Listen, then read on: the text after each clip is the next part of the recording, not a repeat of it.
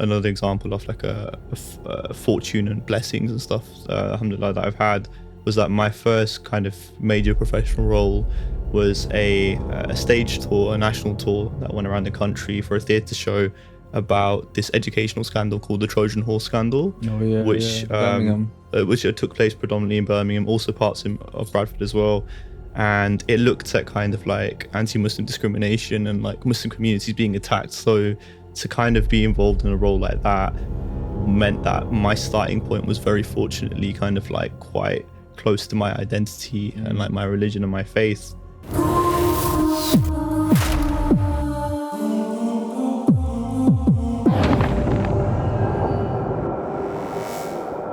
Assalamu alaikum, bro.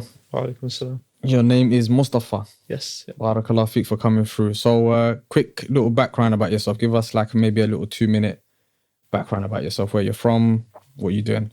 Yeah, no problem. So I grew up in the West Midlands, like just on the outskirts of Birmingham. I'm 27 now, so I've been living for 27 years, and I seem to have a Birmingham accent though. So I mean, it comes out more when I speak to people that are like from Birmingham, I think. Okay. As is often the case, and like I feel like because of where I grew up, it's not as strong because it's more on the outskirts, and also because my parents didn't have one. That kind of like influenced how I sound. I think when your parents have a specific accent, it really rubs off on you. But yeah, no, I went to Islamic Sunday school growing up. So that was from the ages of like 6 till 13. That was in the little town that I grew up in as well. So it used to be every Sunday they would hire out a space at one of the local Catholic schools, and we used to go there and we used to learn tajweed, we used to learn Arabic, and we used to have Islamic studies lessons as well. And there's a large Muslim community there. Now, especially so, yeah. I'd say when I was growing up, there was a reasonable one, but I think now, like when I was growing up, it was mostly predominantly South Asian and Pakistani. Whereas now there's a big Arab community that kind of came in the late 90s, early 2000s, and yeah, I'd say there's quite a few mosques actually in the town that I grew up in. It's a town called Solihull, and it's great to see because like we never really had that growing up. So we usually like during Ramadan and stuff for Taraweeh, we would go to like Birmingham to prayers, but now we have the option to kind of go more locally and stuff, and it's more, we can stay there for longer for tahajjud as well. We can kind of go more easily. So it's a really blessed situation to have now. And school wise, was it, I'm guessing, racism at that age or no racism at those ages then? There was still some. I went to like a school in a predominantly white area, so I think you still do feel outcast and stuff. So was it blatant ones, or was it more like underneath prejudice? I think it's underneath prejudice and stuff. I think when it really came to a head for me, when I was really kind of like highlighted to it, was when I was in year 6. I was about 11 years of age, and we went on a residential trip with school, and it was during Ramadan, so I was still I was still fasting then, and I remember getting up for Fajr in the morning and receiving kind of a lot of taunts during the trip, during the time that we were there, for getting up and for like observing Ramadan basically. And I remember going back to school afterwards and like writing a letter to the head teacher and being like, look, this happened, this isn't really acceptable, this is part of my faith, this is part of me expressing myself, I'm not happy about it. And the teacher spoke to my parents and was like, we're glad that he's mentioned this, because like we want all of our children to feel comfortable and safe, and like, whether it's a case of like, educating the kids to the fact that, this isn't something they should be doing, whatever the reason it was for, we want to kind of make it known to them that everyone has the right to express their faith and practice it. Of course. I mean, good in the sense that, look, at least they had your back. Yeah. It could have been even the school was kind of like not on your side. Yeah. But they're supporting your decision to kind of like represent your faith and practice your faith. So, that's a positive. Yeah, no, alhamdulillah, I'm very blessed, I think, to have that. And I think, like you were saying as well, like the Muslim community, the more, like the older I got, the more it kind of got bigger and bigger within the town, within the local community. So it definitely helped in terms of like educating those that weren't Muslim as to kind of like how we practice our faith. And moving on, obviously, I'm guessing your parents was first generation here then? Yeah, so my dad, he grew up in Pakistan, and then he worked for about 10 years in Kenya, and then he moved to the UK. And my mom's family grew up in East Africa, in Kenya, and then they also moved to the UK. And my dad was in Newcastle, and my mom in Birmingham. And they had their nikah then, and they were married in the 70s, I think it's now.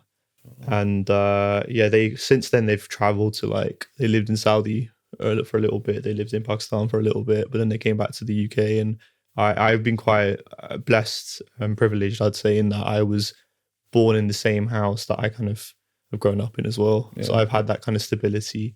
So whereas they done the movements before you was born. yeah, exactly. So I'm the youngest of 5. So all of my elder siblings and stuff who are now kind of spread out all over the country. My brother's actually moved to Saudi recently as well. They had that kind of upbringing where they were moving from place to place and resettling and stuff. But I was, like I said, fortunate to just stay in the one place. So how was secondary school then from primary school? Secondary school was very different. I went to a grammar school in Birmingham, so it was quite a selective school in the sense that it had a bit of a reputation to it in terms of being somewhere that parents wanted the children to go, somewhere that children would kind of go on to kind of do well academically from as well. So there was a lot of pressure going into it, and I think I really felt it kind of in the first few years of I think being there, how the experience was very academically focused and maybe not as encouraging of things such as the creative arts as well. It was very much more maths and science focused, whereas I think my natural interest was something like English. So it was kind of learning to adjust to that, which was an experience. Did you have to get a certain grade to get into grammar school, or the way it works? Because grammar school is obviously very different from yeah. normal school, and the prestige that it holds to a lot of people. Yeah. So was there a degree or I don't know, some form of GCSE or something to It's SATs or something, isn't it? It's the 11 plus exams. So you have exams when you're in year 6, when you're 11 years of age, that basically assess you on your maths, English, your verbal reasoning and your non-verbal reasoning, which is kind of solving puzzles and stuff.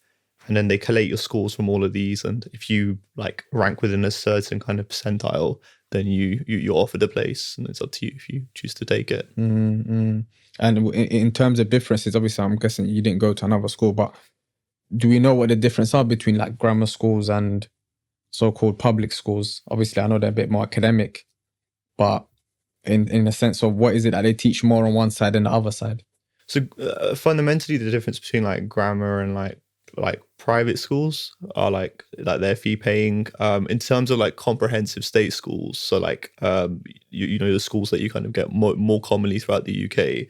Again, like I said, it's predominantly that they are maybe more academic in a setting that's a grammar based school, and also you often get grammar schools being boys' schools. So I went to a boys' school, for example, and or a girls' school as well if it's a girls' grammar school, and it's just kind of they're very much geared towards the grades that you're going to get essentially. So for example, I was considering doing an Arabic GCSE at one point, and I wasn't too sure about if that was what I kind of wanted to go for. So the school kind of said, if you are fairly sure you're not going to get at least an A grade in this subject, we would highly recommend you don't take it, because I'd be doing it. If I were to have done it, I would have done it externally. So they are very much academic focused. Because remember, it's selective. What does it mean?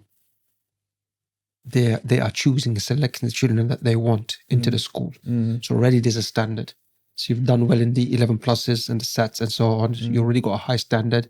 They're choosing you, based upon your high standard already. Then in these grammar schools and the private schools, there's an extra push, because they have to sustain the grades that they have achieved. So they push their students more. Yeah, and if you visit, because I visit grammar schools, private schools, and state comprehensive, big difference. Big difference. The way the kids are. Imagine I've gone to a private school, and I'm talking about early on. And you go to a state school, the thawbas and the imam, kids are taking a mick out of you. Yeah, I've gone to a private state school, and the kids come to the gate. Sir, can I help you? Oh, I'm looking for such. Let me walk you to the reception.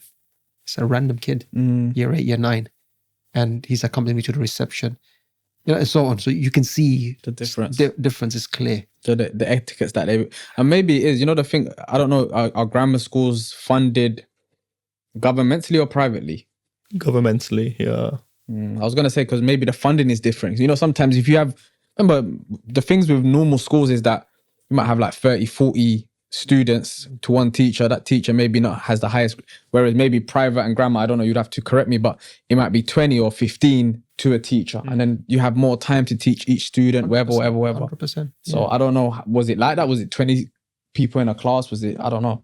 For us, it was more similar to like a kind of state or comprehensive school in fact, even when I was leaving, they were increasing the year groups, increasing the number of students that they were taking purely or like largely because of the funding side of things and like wanting to have enough money to basically put back into the school. Whereas independent schools and private schools, they have smaller year groups of like 20, 25, and they have the money to like have these incredible facilities. So a lot of like the money that people are paying to send their children there will go back into like, incredible sports centers, incredible trips, incredible like performing areas, performance spaces. So it is a world away from See, that's an interesting point. You see those side, what's the word for it? The extracurriculum kind of things to be doing, like sports, football, the facilities. They give it a lot of attention. It's rugby, it's sports, it's arts, and they'll develop that, and through it they develop your, what you call it, your character and your etiquettes, which sometimes you're not going to find that in the normal state schools and so on. It's a kind of a hard question, but sometimes would you then say that, obviously we know that they already have a clear advantage, people that obviously go to a private school, but then if a government cares for its so-called students, children, they want them to do well, why not fund private schools or even public schools as the same as so-called private schools? Does that make sense? Meaning like, if you're saying you want kids to be smart, intelligent, be the best people that they can, how come that the comprehensive schools get the minimum money and the so-called private schools get maximum money? If you want both people to become productive people of the future, then you would think the same kind of investments would go into them. Do you know what I mean? True. Because then what you have is a disadvantage. You have these youngsters going to a school that's, no one really cares. They're just doing their job. Remember, the private schools now, not the grammar school, but the private schools are fee paying what the parents pay. They might say, well, look, we've earned this and we're paying for this and we deserve what we're paying for. So that might not be connected to the government. No, but I'm not knocking that. Yeah. Beautiful. Keep doing you. Yeah. That's your right and whatever. Lovely. But I'm saying as a government now, because you're getting tax paid, where you're paying, I'm paying, all of us pay some form of tax in this country. There's there's taxes coming out of our ears. So at least some of that percentage, you'd think, okay, you know what? At least bring it to the same level, if not a little bit less. But there's, like you said, there's a clear difference between a public school and a Private school. And then hence you have this elitist system, and then you have the so-called working class system. And that kind of, disparity is where you have all the issues when we go further into drugs and crime areas and gangs. And you ain't going to see a person who goes to a private school in a gang area. Why? Because like you said, the money comes from the parents. But if the government, so-called government, cared for its people, you'd think you'd uplift them to the same level, is my point. Whereas here, it's like a disparity between the two. It's a disparity, but it's also the government's kind of happy with that though. That's how I kind of see it. It's like, as a government person, you would think you would want your people to be in equal treat as much as possible. The rich people do what you got to do. No one can knock you down. But at least for the poor people, put some money into it and allow them to become intellectual people, become the best doctors that they can. But maybe that's a political kind of... It's another discussion. It's about one thing though. Let's say those youngsters, sorry Mustafa, just because this is about you, but a youngster that achieves, there are some youngsters from working class areas which and go through the state system and achieve and become, they become teachers, they become doctors, they become engineers, they become professionals. That's an achievement. 100% more of an achievement than the one who went to private school. Yeah, 100%. Like if you was to compare the two, you've done actually better due to your circumstances than the one who did go to a private school. It's similar to, I was listening to, I'm going to name them, but I was listening to a radio station and one of the presenters was saying a lot of so-called rich kids or whatever, they get their degrees or they get to these positions and they think they made it. Not realizing you was already born in stage 3, stage 4, whereas the person who's poor is born in stage 0 and has to catch up to stage 3 and stage 4. So the person who started from stage 0, if he reaches stages 4, is better than the person who started at stage 3 and ended up at stage 4. Yeah, does that make sense? True. Yeah. So of course it doesn't.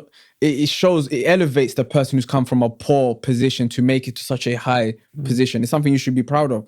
All I'm saying is people in power should make that situation as equal as possible. That's all the argument is. But hey, so you went to a grammar school. How was life in grammar school? It was an interesting experience, I think. Like I said, it was predominantly very academic in its nature. I was quite sporty in the sense that I got involved in a lot of sports. I played county standard cricket when I was growing up as well. So cricket. You ain't getting that in South London. Cricket, you're lucky to get a tennis ball. It's a privileged sport, like it is. And like, you know, I mean, speaking about backgrounds and stuff, like alhamdulillah, I'm very blessed that I've come from a background where financially I've never had to worry. But I think that's made me realize. You started on stage 3. You started stage 3 after 4. That's it, man. We got to start where it's stage 3. Carry on up. Stage 3. But like for me, the kind of greatest example that I have in my personal life and my family life is my father, who came from a village in Pakistan and worked his way up. But like, so he worked as a doctor. He had to retire recently. But so how did he get his doctorate from back home? From Pakistan, and then he went to Kenya for 10 years. And the reason he went to Kenya was because he was told when he was 23 that if you come and work with us in Kenya, you will earn a lot more than you are currently earning in Pakistan, and you can support your family. And his family, like his parents were illiterate. No one else had been to university apart from him. He was the first to go to university. So he made that decision, and I remember speaking to him about it, and he started on 0, you see. He made it to 4. He was a grafter. Yeah, the benefit of the stage 1. Yes, yeah. And he told me how, like, when he was in Kenya, I think 90, like he would literally spend pretty much all of his money, like he'd get for his salary for each month, pretty much predominantly all of it back to his family and send it all back to Pakistan. And he goes, I was pretty much left with nothing by the end of each month. And I could survive, but that was it. And obviously he's worked hard enough then to kind of make his way to the UK. And I've spoken to him about the hardship he faced when he first came to the UK and all of these, you know, like, so he came as a physician in a hospital, and he was trained as a cardiologist, so a heart specialist in Kenya. But they told him when he came to the UK, you have to do more exams. But you know, maybe he was quite stubborn, but he decided that he wanted to kind of practice straight away. So he changed specialties to geriatric medicine, and he worked his way up from there. And I think he's kind of given me that inspiration in my life, in that if I even have half of his kind of work ethic in life, that inshallah I'll succeed and I'll do well, because it's set a really good example. But like you said, he came from stage 0 to get there. I've had that privilege where it's more of a stage 3 kind of level. So, and you know what? Nothing wrong with it. No. As long as it's appreciated. 100%. Because what happens with some youngsters, you know what? Parents have done so much. Yeah. They lose that, you know, that appreciation that's supposed to be there. Yes. If that is there, shukr to Allah, of course. You know, Allah facilitate for this, and my parents have done this for me. And Bismillah, you make the most of it. Yeah, but sometimes, you know, people, you know, they don't really, parents have struggled and done so much. They've had it like a silver spoon, but you know what? No gratitude, no shukr. That's negative. Did your dad instill that in you though? Like showing you, like you said, you spoke to him about it, but was it like you know, there's ways to tell you, like, son, look, this is what I've been through, blah, blah, blah, blah, blah, and I want you to, etc., etc. Or was it more you seen him working hard that you thought, you know, I want to work hard? You know, there's like two different kind of narratives there. Yeah, I think it's more the latter. It's more learning from his example. And like, even like if we bring it back to faith as well, like he's someone that I kind of grown up, like, you know, seeing him up early in the morning, reading the Quran and stuff. And like, you know, his deen has been a very important part of his life. You know, he's kind of been the person that I've always kind of lent on when I learned more about my faith and stuff, and kind of like, you know, thought about what it means to me. So it's definitely just like learning by example rather than having him kind of like almost like dictate to you kind of what to do. So I think that's sometimes the best way to learn, to kind of be in that environment where you feel comfortable enough to kind of, be able to ask questions if you need to, but then also, try things out and, experience it for yourself as well. The question on that was mum at home. Yes, so yeah, mum was at home. Yeah. So, that also, from traditional Islamic kind of like paradigm where, there is a mum at home. She is looking after the kids from a home perspective. Yeah. The dad that also has a positive impact on the kids. Yeah. That's sometimes, as years have gone, I think that's disintegrating within the Muslim community. Roles are becoming a bit more complex and messed up sometimes. How was it at home, since we brought that up? So obviously your mum and dad, alhamdulillah, they're still married today. Yes. And so you had that kind of stability at home, would you say? Yes, yeah, I think definitely, like, like I said, it was a privileged upbringing. It was a blessed upbringing in that I've had that kind of comfort and security in my life, and they were there to facilitate that, and they were supportive at school and stuff, and did they understand the society? Because I think a lot of first generation parents, when they come obviously new to a country, you do have the issue of youngsters going into gangs or whatever issues because the parents don't understand the situation of the area. They don't understand the dialect. They don't understand the atmosphere. They don't know what's happening in school. They don't go to school, and you understand. So did your parents understand the dynamic there? Did they speak English at that age? Did they understand all of that stuff? So I'd say for me personally, they were kind of like more aware, in the sense that, like, my mom, for example, she came to the UK just before she joined sixth form. So she was around the age of 16, 17. So she had somewhat of schooling experience or college experience here in the UK. So I think that kind of familiarized herself with like what society's like here. And I think with my dad as well, he just kind of had to very much learn it almost like a baptism by fire when he came to work here. And you have to learn like things like office politics as well, and how to handle them and how to deal with them. So I think through the experience of all of that, they came to understand it, and that was something that was passed on to us when we were kind of brought up as well. So we had that kind of, I think I'd say, privilege as well. No, alhamdulillah, because I think like the reason I brought that up is because many of the guests that we've had, some of them anyway, that has been the issue. Sometimes, alhamdulillah, you've had both your parents. That's alhamdulillah. That they're still married. That's alhamdulillah. That they had a background of knowledge. Your dad was a man who seek knowledge, became a doctor, etc., etc. All of these are blessings upon blessings upon blessings that we're born with. Do you get what I mean? Yeah. And then obviously the fact that they understood the atmosphere they was in, they spoke English, because I'm guessing your dad was in Kenya. Kenya's speaking kind of English. That he came here and all of that. All of those compound to you having a better, like you said, a privileged way of life. Yeah. And to have that narrative in this, the bridge, I think is a refresher, because sometimes you get too many different conversations and it's a bit predictable. It's like, mum wasn't there or dad wasn't there, so you went into gangs, and it's easy to kind of to predict where that narrative goes. Yeah. So to have a situation where you have it, mashallah, that, and I hope many people have that, which is a mum and a dad, both at home, playing their roles, have high ambitions, put their kids through the best positions that they can put them through, and allow them to flourish. This should be the aim for all families. Do you get what I mean? Not be happy with, I'm a single mum and I'm doing it all, like, khair, but that shouldn't be the goal. Okay. Or a dad that says, I'm by myself and I'm doing it, like, that's not the goal. The goal should always be mum and dad, unity, vision, raising your kids, putting them in the best places. And if they fail, they fail. But it wasn't a failure based on you. Do you get what I mean? It's a failure based on the choices they made after that.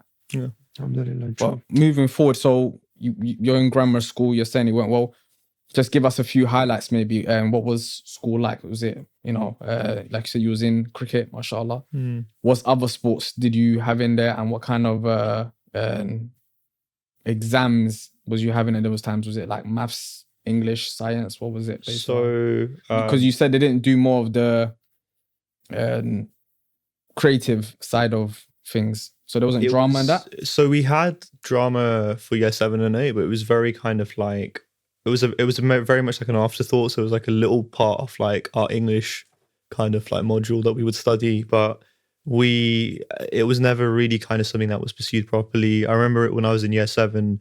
After a few drama sessions, I was put forward for the gifted and talented scheme for drama by the English department, because they were like, we think you might have something, but nothing really kind of came from that. So drama was very much kind of like something that wasn't really ever discussed or kind of expressed as something to consider or even talk about. And sporting wise, yeah, I kind of like, cricket was my priority, but I played a range of sports: badminton, rugby, They had that in the athletics. school. Yes, these are all in the school. So the school, again, with the kind of like access that it had quite big grounds and stuff, and they had rugby pitches, they had an indoor sports hall, so tennis courts, cricket nets. So it was, again, a very kind of like privileged base to be in terms of the facilities, in terms of access that we had.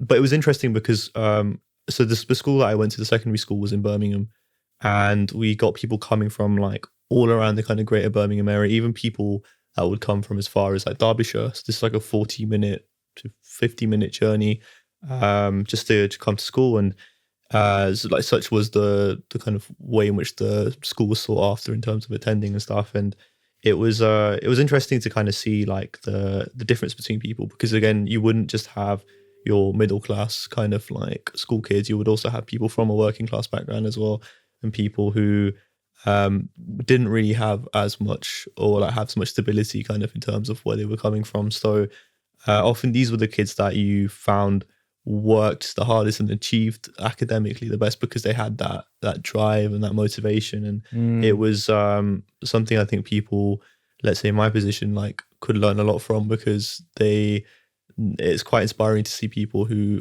are really kind of fighting against the odds to kind of get to where they are, having to overcome a lot of hurdles that, you know, I was gonna say that actually, that obviously you don't want to label everyone on the same, but you do find that a lot of people that don't have what we just spoke about, the mum and dad in the house, the nice house, the dad is making money, whatever, that they do have that grit to rise above their situation. And this is the beautiful thing about how Allah has created us, is that you do find, alhamdulillah, in your position, you've come from a good home and everything that's come with that. And then you have another home. To the outside world, it looks like it's a failure. You know, the dad might not be there. And if the dad is there, maybe he's abusive or whatever, or the mum is there, or there's an abuse, or there's no money. But that same child still becomes something great. Do you get what I mean? Yeah. So Allah puts all of us, and you might be in your position, and alhamdulillah, you've come out good with it as we stand, and inshallah you die upon that. But there might be people that have similar backgrounds, and because they have that background, they have nothing, they don't have that grit. They've got that safety net. They've got mum and dad's pockets. They got a nice home. They've got all that. There's nothing for them to fight for. So then that becomes their failure. Yeah. The fact that they have all of that. Do you get what I'm trying to say to you? You see both. You're right. You see both. So you should never be a person who be like, oh, why am I in this situation? You don't know why you're in that situation. Who says just because you're rich, that's a better way of life than a person who's poor? Do you know what I mean? Maybe the characteristics of that poor child makes him become that great person. And equally so, it could be that so-called rich kid, if he was smart enough, if he was conscious enough to say, you know what, I've got all of these blessings. How far can I go? The fact that I'm 3 bases ahead. Yeah. Do you know what I mean? So it's all about being conscious of who you are as a person, and where you are, how you got there, and where you can reach, inshallah. Because you know what, you can take any situation and with Allah's tawfiq, see a positive in it and use it for your benefit. Look at the Sahaba, from where they were coming from. You could say difficult situations in Jahiliyyah, and what they became as leaders and people who influenced changed the whole world and so on. So that's the other thing I wanted to mention. You know, you mentioned something about the system. Okay, sometimes you'll find opportunities here. Mustafa, you can correct me. UK, opportunities are here which you will not find in many countries. Grammar schools, why I say this, I know people in grammar schools, not grammar schools, private schools, have got, the fees are ridiculous. Ridiculous, yeah. They're like £6,000 a term. Yeah, that might be a cheap one. But that's a salary for a yearly salary for some. Yeah, They're sending their kids, but you know what? Kids are coming from poor backgrounds. They're getting scholarships. So I know someone, okay, it's math scholarship. Another, it's a full scholarship, depending on their, ability and capability and so on. So there is also here where there's opportunities which you might not find elsewhere. No, I agree. They do limited, I would say, though, compared to the masses. And even when we're talking about the scholarships, you tend to find those scholarships that the kid's parents are hardworking people who kind of understand the system and know what to kind of do. You wouldn't see, and I'm maybe just judging here, you wouldn't see a dysfunctional home and the kid still gets a what's it called? What's the word you just used? Scholarship. Sorry, you wouldn't. I don't really see that. But you might see a mum that's really working hard. She might be a nurse and she's on top of that one child maybe, and she's making sure he does maths every single day and he gets a scholarship. Do you know what I'm trying to say? There's an energy put in that child for him to get that scholarship. It's true. You wouldn't find it in a dysfunctional home where the mum is eating food whatever she's doing, and the child, like, it's rare. So I think there's definitely opportunities in the West, in the UK specifically, but it's one is small, and two, it is for some hardworking individuals. And I'm not knocking that person, by the way. No. I'm just saying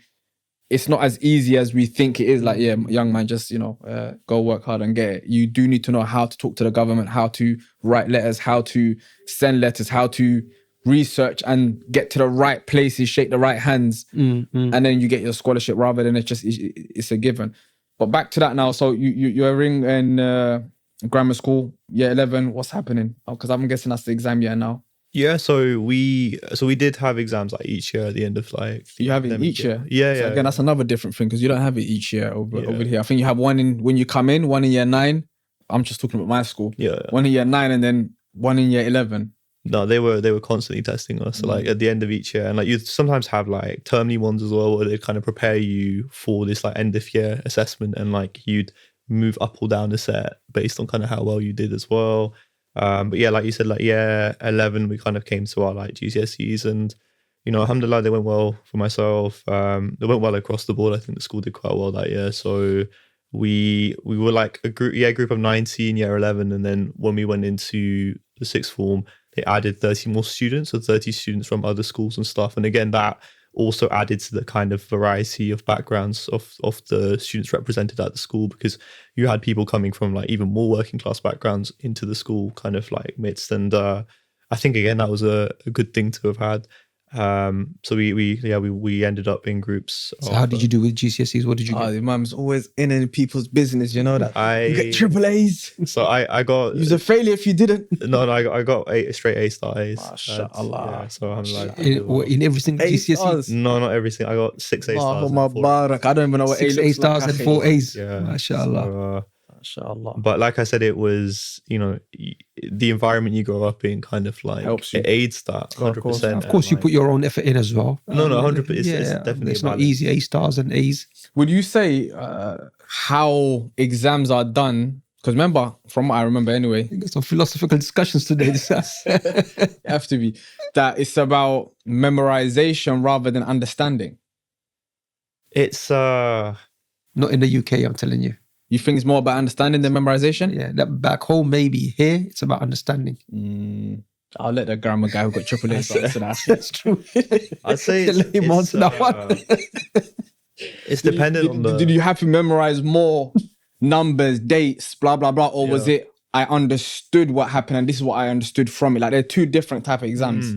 It's a bit of both. I think you can't just pinpoint it to one. And it's also like definitely dependent on the subject. So like something like history or maths, like you just need to know the formulae for maths. You need to know like the dates and stuff and historical. Yeah, but history, I would say you still have to understand it, wouldn't you? I'd still definitely like that supplements it, I think. But like that's why I wouldn't say it's concrete in terms of like one or the other. The only example where like, so I have a very good friend who went to Cambridge and he started as a medical student and halfway through decided it wasn't for him and now works as a software engineer.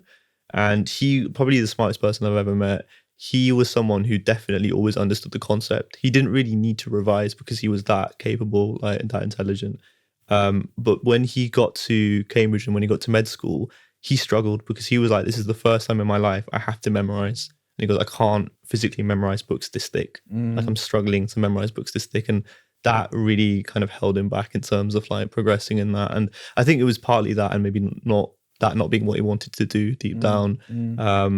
So you do need a bit of both. I think like, especially when you're going into like further academia and going to university and stuff, you need both skills. It's a skill set to have. So that's why I think like with history, like you said, the dates is memorization, but the understanding comes in how you context tackle and the what happened and etc and put into your own words, etc. I think what I found was that English was probably the hardest, because that was the one you kind of had to understand.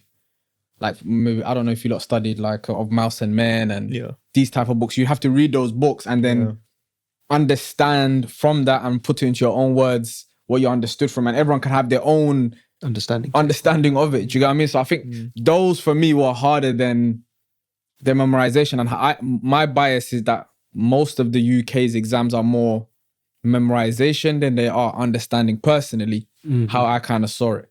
Whether it's maths, whether it is science, because again, science had a lot to do with learning formulas. Like they had a whole chart in school with I don't know how many P, H, P this and whatever, and you have to memorize that. Do you get what I mean? So it's a bit easier for people who can then memorize, is my point I'm making here.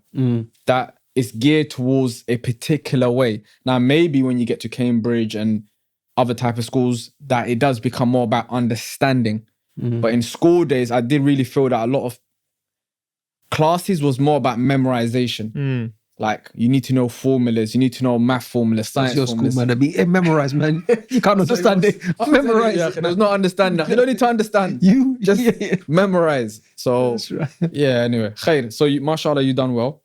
Yeah, alhamdulillah. Moving forward, you obviously, from what we know, we've spoken behind the scenes, you're in the acting world. So how did you get from mashallah academia to creativity? The degree that I picked at university, I picked it on purpose because I wasn't too sure what I wanted to go into. What did you do for A-levels? So A-levels, I did English literature, history, maths, and philosophy and ethics. Should have been a politician, really. I mean, my degree was politics, philosophy, economics, which is often a pathway into that kind of career. But I picked it because it offered variety in terms of what I could go into after. Like, I know people that have gone into it that, like, someone's gone into graduate medicine, someone works for Facebook, someone works as an accountant. So there was definitely that kind of freedom that you don't always get with certain degrees. So I was like, let me give myself that. Sorry, politics and? Philosophy, politics, and economics. That was the GC. That was A-levels. No, that was my university degree. That was a degree. Okay. Degree, yeah. Okay. And I during my second year, so it was a 3-year degree. During my second year of uni, I took part in like a playwriting course, and I'd done like amateur drama here and there during my time at university, during my time at school. But I'd never really considered it as seriously as a kind of job to go into as a career. And I actually remember I had a careers day when I was in 10, when I was about 15 years old, and I remember speaking to the careers advisor, and I'd written down a lot of like financial based jobs that I was interested in on this kind of questionnaire that we had to fill out prior to meeting them.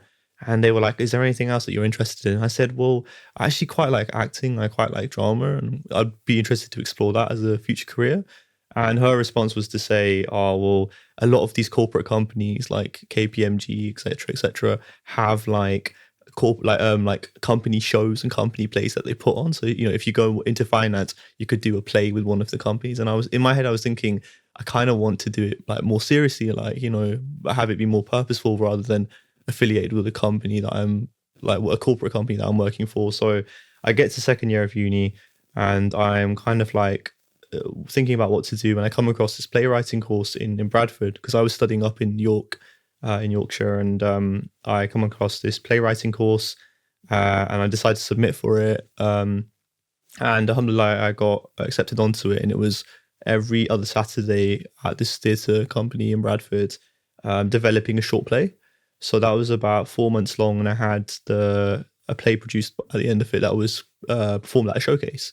And I was like, okay, this is really heartening to see. It's really like fulfilling to see kind of work that you've created being kind of like shared and showcased. But I kind of felt like there was something missing, and it kind of felt to me like I wanted to be the one speaking the words and conveying the kind of story as well, and essentially telling the story. So it got to my third year of university, and I had a job offer at the end to work in a consultancy in central London. And I was kind of umming and ahhing about whether to take it. And in the end, I decided to turn it down and go back home and enroll in a couple of acting classes, enroll in a youth workshop, and just kind of make the most of it then. And I think the way that I kind of, because I always thought like, oh, like, will my parents be happy with this? How will they feel about this? And I was about to jump on. I was thinking, Yeah. yeah, I think you just went to uni about to get a consultancy, mashallah. And then what did your dad say? My dad was like, I explained it to him, and he was like, well, you've ticked the box that we wanted, which was to have the security of a degree in their eyes. And they were like, because you've got this degree, you know, you can give this a shot. If this is what you want to do, if this is what you feel like, you know, you can have a future in, then give it a shot and see where it can go. And I think my mom took a lot more convincing. But alhamdulillah, they understood. And yeah, from there, it just became a case of like, just trying to getting in touch with people who were in the industry and like contacting them and being like, you know, I'm very new to this, but I'm very eager to learn. I'm very interested. You know, can I almost like pick your brains and like learn from you? And do you offer me any recommendations of like where to look? And I think just by doing that and like these classes that I was doing, it kind of started the journey really into that kind of creative era of my life. Did you find, sorry. Go on. Did you find anybody from an Islamic perspective having reservations, saying, look, we don't think you should be doing this? Or did you come across that, or did you find support? I think in terms of like friends and stuff, not necessarily. It was more, I had the conversation with family in terms of like and it's a conversation that I've had since in workshops that I've done in classes that I've like learned from at drama school.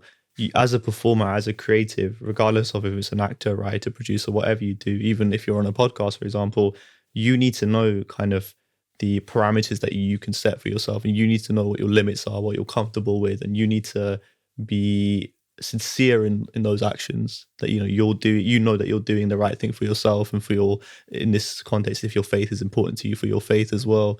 So I had this conversation more with my parents, but more so with my father again, and we just kind of discussed like, you know, understanding kind of like what you're comfortable with, what you're comfortable doing, and like, you know, is this like, you know, looking at kind of roles that you might get offered and things that you might get offered, you know, how do you want to be perceived by people? How do you want to be perceived as an artist? So it was just being hyper aware of that going into everything. And I think that's kind of given me a good way of approaching different roles and understanding if something's right for me, and knowing kind of when to turn something down as well, and not to always commit to everything that gets offered. Yeah. I mean, it's one thing, I mean, I gathered just from, you know, you speaking about your father. I mean, that's a good relationship where you're able to kind of like talk to him and mum and see their views and take their views. That's healthy in itself. And that's, you know, sometimes that, you know, some families that's not there. Yeah. So I think that's a positive. Sorry, you wanted to ask something? Yeah, no, just going off that, when you say that, you know, these roles as a Muslim though, don't you find it, I'm just saying from my perspective, you can obviously correct me, limiting, because obviously we know there's so many things, well, I wouldn't say there's so many things, but there's definitely things in the acting world that is prominent and difficult for a Muslim to act in. Yeah. So, and I'm guessing they're the ones that get the money, the funding, that. So from that perspective, like I'm guessing obviously as a family man making money or whatever, how do you think of it? Like, if I do this, I can make money, but I'm gonna jeopardize my way of life. Yeah. But then if I don't, I'm making less money, but I'm doing the things that I want to do within the realms of Islam. Like, how was you getting that balance? It's not an easy thing to kind of like process. I think it's to kind of like, you know, understand and like figure out, I'd say. And I think for me, I've been like, again, another example of like a fortune and blessings and stuff, alhamdulillah, that I've had, was that my first kind of major professional role was a stage tour, a national tour that went around the country for a theatre show. about this educational scandal called the Trojan Horse scandal, Oh yeah, which Birmingham. which took place predominantly in Birmingham, also parts of Bradford as well. And it looked at kind of like anti-Muslim discrimination and like Muslim communities being attacked. So to kind of be involved in a role like that meant that my starting point was very fortunately kind of like quite close to my identity and like my religion and my faith. And it is something that I had thought about in terms of going forward. But for me, it's been key that like the kind of work that I'd wanted to see growing up as a Muslim and stuff, like I never got to see. And, you know, you can only really change something from the inside in a lot of industries and a lot of cases. And for me, my thinking was like, I can take my time, I can build the right network, build the right connections, and build more of a kind of just general network that will help facilitate the kind of projects that I want to see, like the kind of Muslim representation that I want to see on stage, you know, in the media, like on screen and stuff. And that's kind of what I'm really keen on kind of like exploring. And that's kind of something that like has always been my end goal. Sure. And there's always been something that I wanted to work towards rather than just seeing, you know, I want to be an actor. I want to be an actor, but also like want to be an actor who kind of like, you know, panders to a certain kind of expectation or like a certain kind of convention. Like, you want to be able to challenge that. I think the arts should be there to challenge that. And I feel like in recent years, there's been a lot more Muslim artists in general who are kind of striving to challenge certain societal norms or societal expectations of what they should be doing as an artist.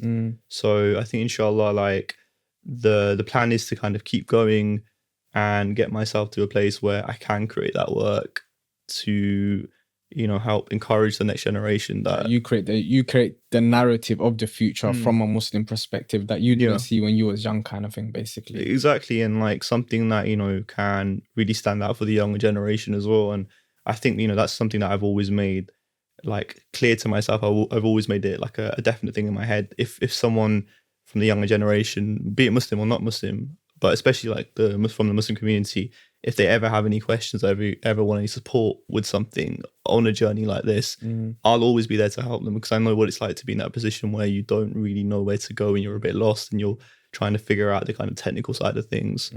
It's good to have like Muslim artists that you can lean on and like collaborate with and support with. And I think that's kind of what I really think is the next kind of big things to kind of strive for and achieve. And inshallah, as an artist, that's what I want to kind of pursue. Mustafa, just a question on that. So, you know, sometimes perception might be there with Muslims who, you know, are observing, let's say, some aspects of their deen, they're praying, they're fasting, and they've got certain boundaries that, you know, wouldn't exceed those boundaries.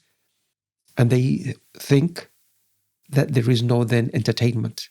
For me to be a good, righteous Muslim, observing my religion to the best of my ability, I can't have that entertainment.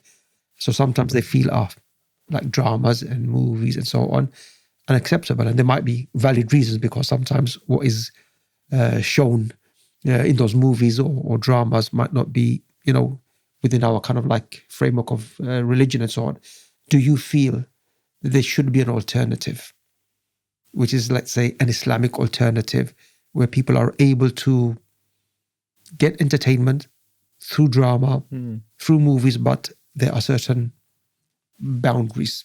What do you think? And not having that also, do you think is detrimental in the sense that it might push people away from Islam, because they might think, well, you know what, there is no entertainment, there is no enjoyment. I can't even, you know, watch a drama or a movie. So what are your thoughts on that? Well, it's interesting you mentioned that, because if I go back to this, like my like kind of memories of my upbringing, is particularly at the Islamic Sunday school that I attended, one like key memory that always stands out is watching a film called The Prince of Egypt, which was about the journey of the Prophet Musa alayhi salam.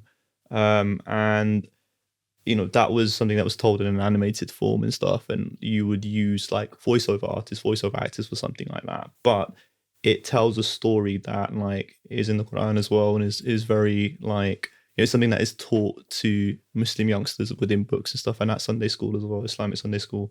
And I think there are ways of like, you know, changing things. There are ways of doing things in a way that can really kind of like, you know, excite the next generation, involve the next generation, but still stay true to their, like, you know, kind of ideals and their faith and their beliefs.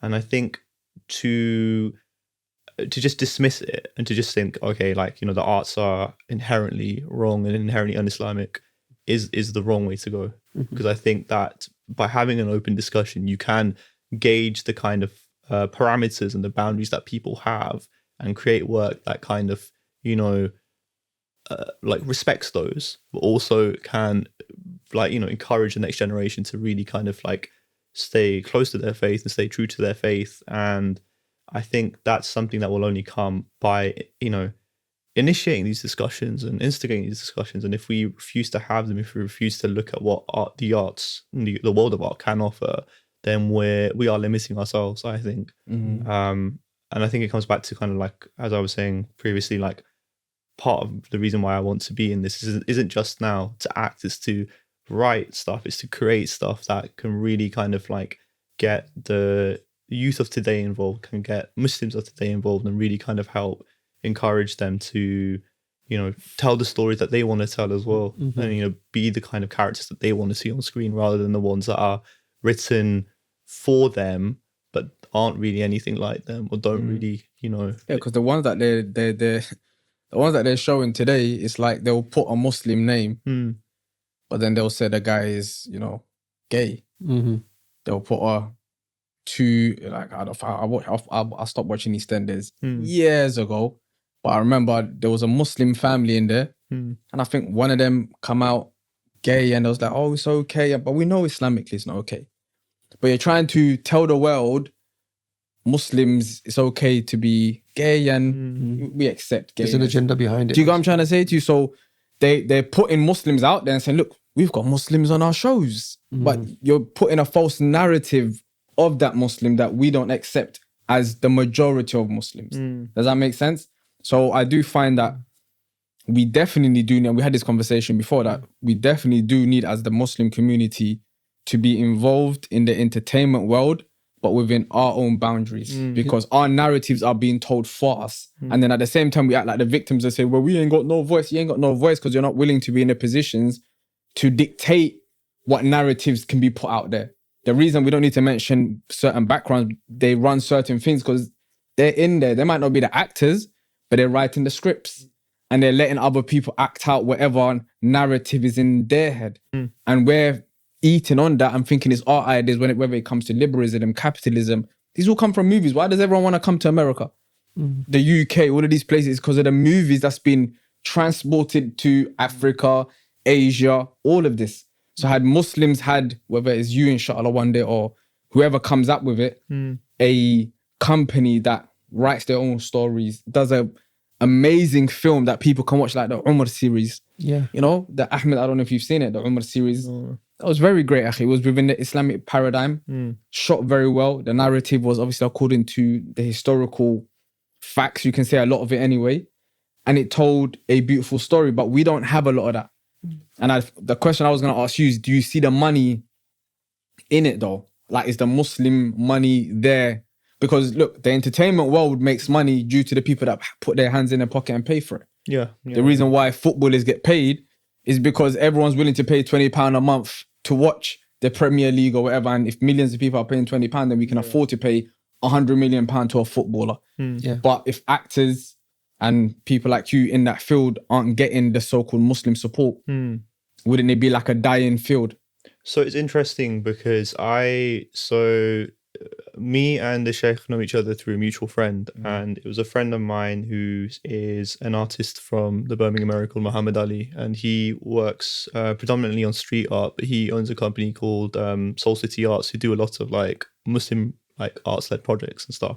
And we worked and collaborated last year together on a project called Waswasa, which was an immersive theatre show that looked into, which was just a one-man performer. So it was myself performing for the first 5 days and then another Muslim performer for the second 5 days. And it was essentially about the kind of like doubts and the waswasa that we experience and like the doubts and kind of like, you know, deception that we face internally in our minds. And we did this show across 5 days, and we had 3 performances per day.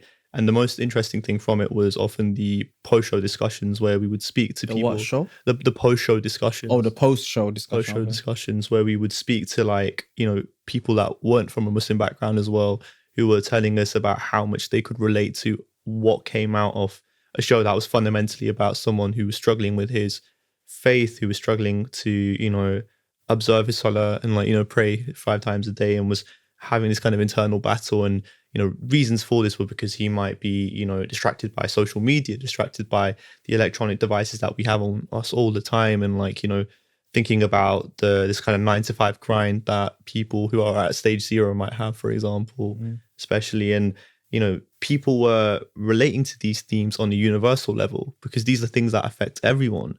The only difference was the show framed it in a kind of Muslim narrative and a Muslim perspective. But there are a lot of universalities to things that, you know, we experience as Muslims that other people can relate to.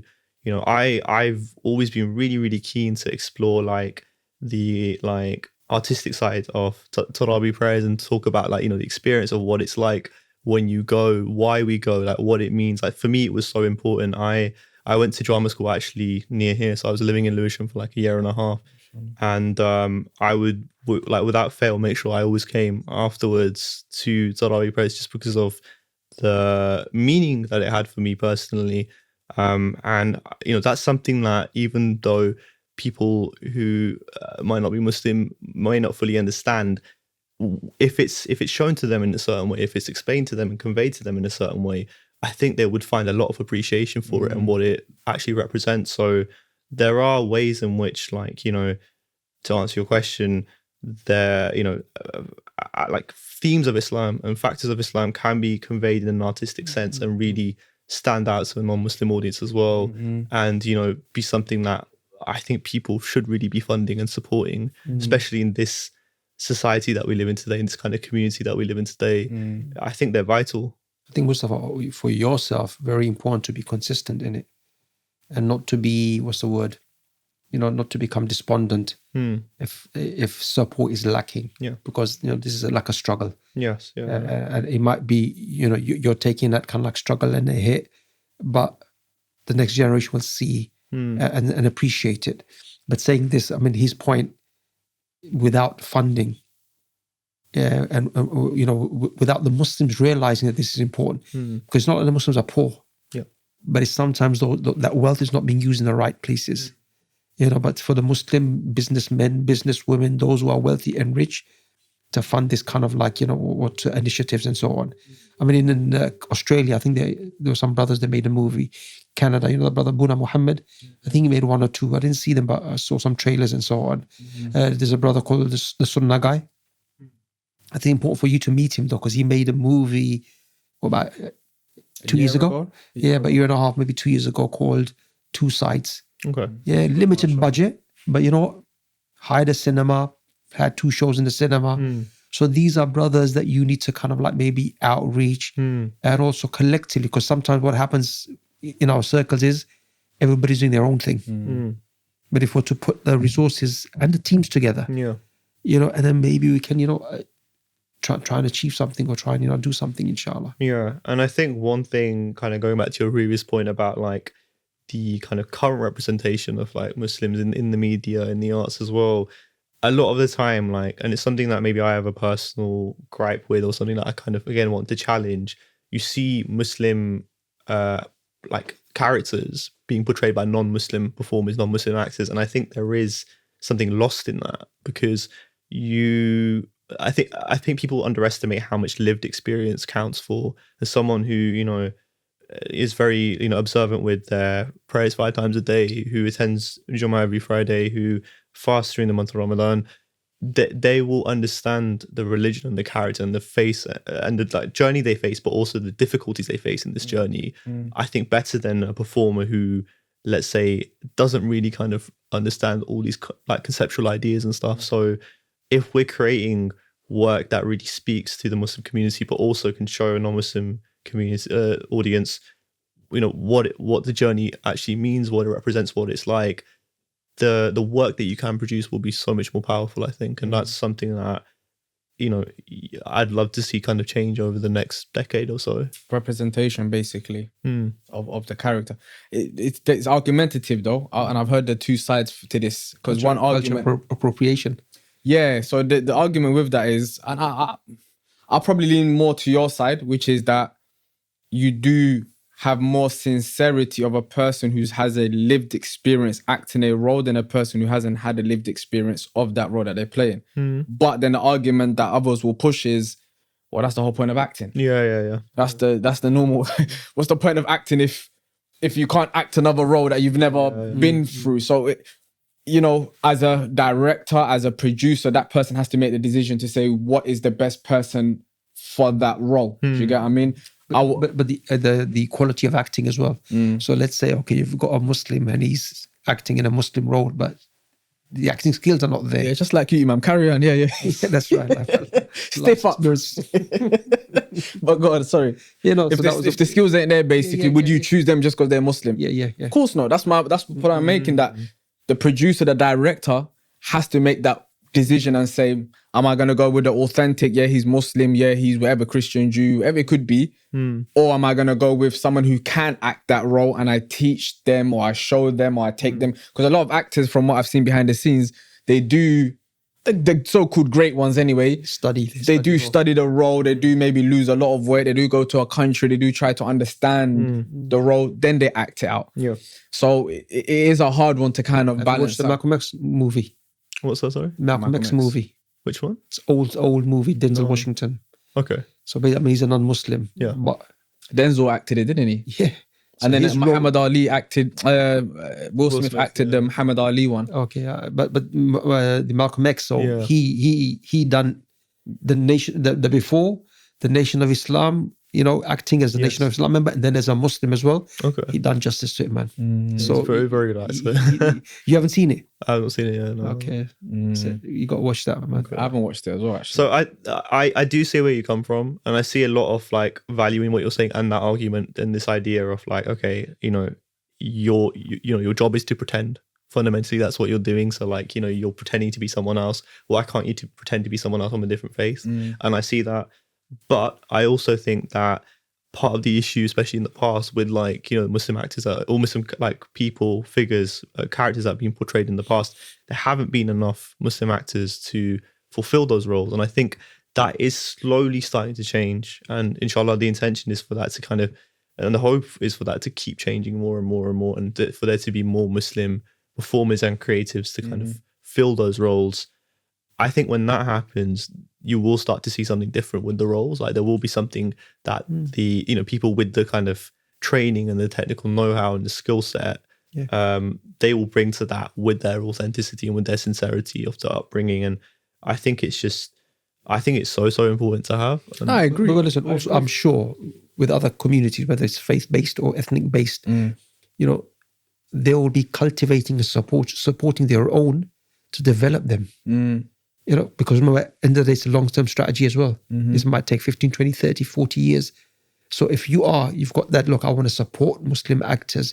They might not be the best right now, but as we support and develop, they're going to excel. I think that needs to be there as well. You know, that needs to be there. I agree. And what I would have said to that point is that I get the point that before they didn't have the other cultures to do those roles, so they had to rely more on the acting and the learning and etc. And now that the West is more so-called diverse, you do have blacks, Asians, Muslims, non-Muslim, wherever it is, that can play a particular role, a historical figure, because you can find that person from that country. You can find a Turkish person that can play the Mehmet role, or does that make sense? Yeah. I would then just say after that, then it would, me personally, it would probably be the person who's from that role and then who's also the best actor for the role. Would be the choice you would make after that. Then it's just, okay, well, everyone's kind of equal now. Who's most authentic in it? Is it a person that's, if everything is equal, I'm talking about me. This person's a great actor, this person's a great actor, but this one is from that country. Close construction business, start becoming producer and director now, man. I might have to, man. I'm telling you. But yeah, I think that would probably be it then, innit? That everything being equal, then you would choose who can play the most authentic role for that role. Yeah, but like you said, there's still some way to go with all of that, and I think what's maybe starting to help with things like that is having Muslim writers, and I think this is something that's really kind of like persuaded me to also kind of like branch out into writing as well as acting as well. Is that almost coming full circle, because like I was saying, when I was at university, I started with the writing as well.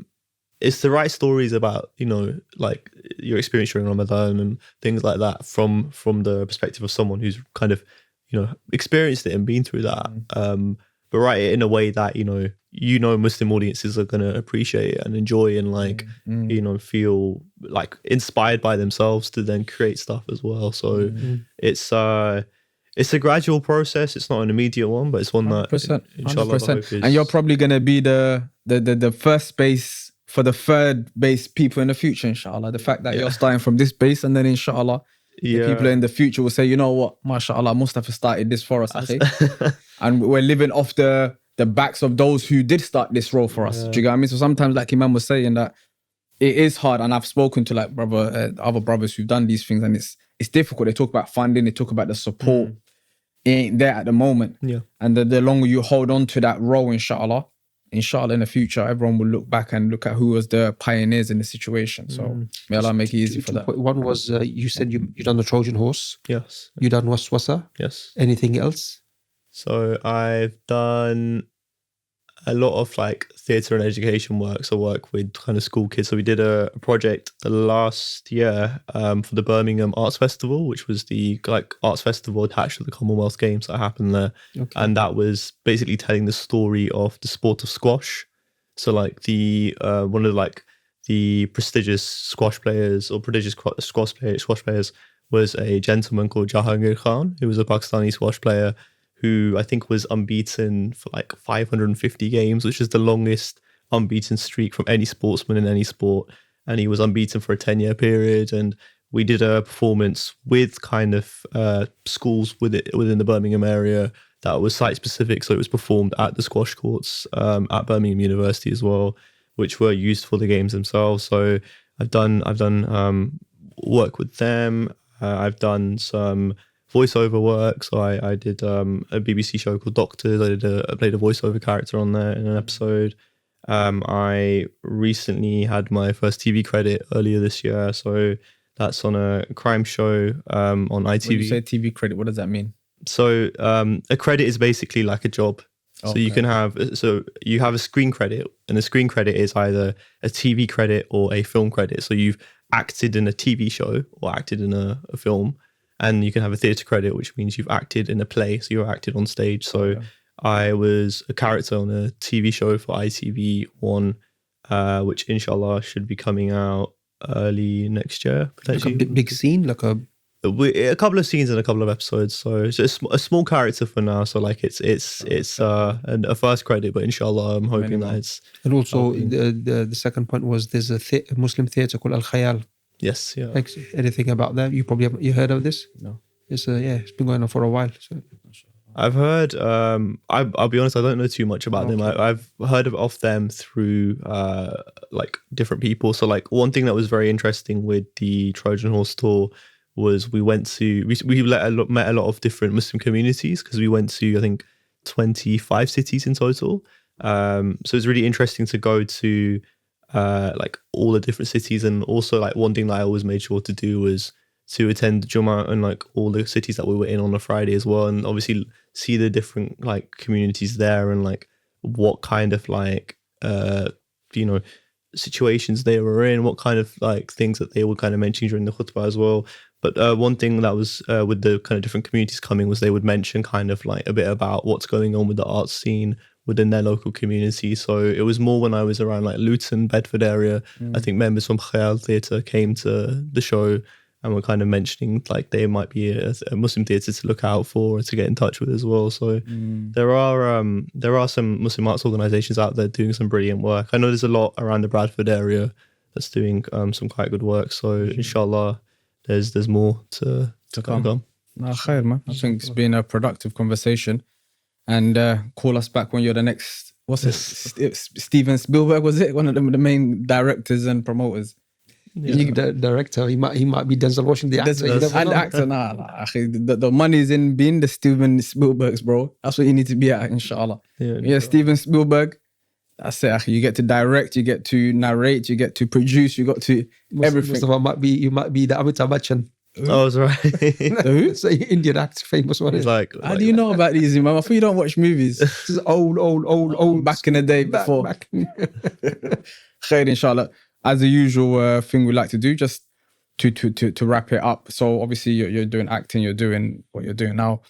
What are maybe something that's core within you that you like to, promote, to advise to those watching, inshallah? It's a difficult one, actually. I'd say like, I don't know if this is something that's like maybe like an inspirational quote, but one thing that probably one of the most like influential kind of things that was advised to me or told to me at drama school was this idea of like, when you're talking, whether it be in a conversation like now, whether it be in an interview, whether it be to friends, to family, wherever, don't feel like you're in a rush to express yourself. So I'm always someone who like has like felt like they're in a rush to kind of get their words out or say something and like express themselves, and felt like they're in a hurry or against the clock. And maybe that's sometimes, especially in the early stages of acting, being in my mind with like, oh, I need to land this job, this audition, I need to have success ASAP. But you're allowed to kind of take your time, and I think that can be found in even the most simplest thing, such as having a conversation. There's no need for you to rush getting to the end of that sentence. Take your time, because people will listen to you. People will be like, following your words. They won't be, not everyone is going to be there expecting you to finish straight away what you're saying. So I think I'm not sure if that's kind of what you're looking for, but I think definitely it's a core principle, and it makes sense that you shouldn't rush to, express yourself. I would say probably articulate it more in the sense of like, how would that be? So did you say like in an interview you wouldn't rush to reply? You would think about what you want to say rather than just I think it's more in the sense that like, when you're talking about something that you're passionate about, or that you believe in, trust in that. Like, don't feel like don't doubt your kind of like knowledge or something. Don't doubt kind of how well you're able to convey something. You need to own that. You need to be in charge of that. And I think once you kind of approach things in that way, where you're like less worried about the pressure that you're putting on something, inshallah, like, you find things start to kind of go better and better and better. And like it's like the more you think you're going to make a mistake, the more you actually do make a mistake, kind of thing. 100%. And I think the other side thing as well, from a kind of faith-based perspective, and something that's definitely not failed me, is praying tahajjud. I think praying tahajjud and by tahajjud, to those that don't know, is to wake up at nighttime, while people are sleeping and praying to God. Yes, and particularly in the last third of the night, I'll inshallah like try and wake up, especially, and it really makes it really invigorates you, and it gives you that kind of fulfillment and that kind of like trust that you again don't get anywhere else. And I think that's something that I've kind of lent on and relied on quite a lot, but alhamdulillah, it's given me a lot of success in doing so. So I always put my full trust into tahajjud, and it's something that I definitely recommend to use. Yeah, barakallah for coming through, Akhi, and for teaching us about drama and acting. I might have to try out the role myself one day. But khair, barakallah for everyone watching, and wassalamu alaikum wa rahmatullahi wa barakatuh.